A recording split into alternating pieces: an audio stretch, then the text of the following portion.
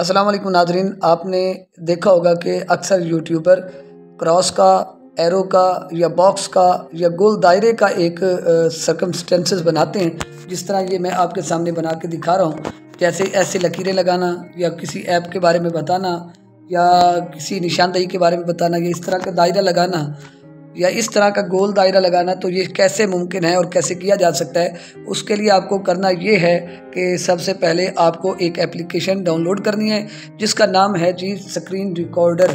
तो उसको ये उसका इंटरफेस है तकरीबन ये वाला, यहाँ पे आप देख सकते हैं ये वाला इंटरफेस है उसका। अच्छा जी, आपने इसको इंस्टॉल कर लेना है प्ले स्टोर से।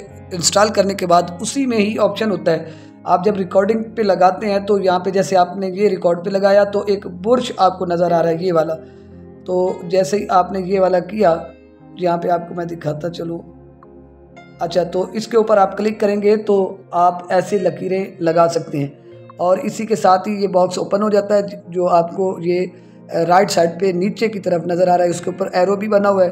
अगर आप एरो से निशानदेही करना चाहते हैं तो ऐसे आप एरो से कर सकते हैं। अगर आप गोल दायरे से करना चाहते हैं तो आप ऐसे गोल दायरे से कर सकते हैं। अगर आप इस तरह के बॉक्स से करना चाहते हैं तो इस तरह से कर सकते हैं। तो बस ऐसे करके ये अपनी वीडियो के ऊपर किसी भी आइकन की निशानदेही करने के लिए इन सिंबल का इस्तेमाल करते हैं।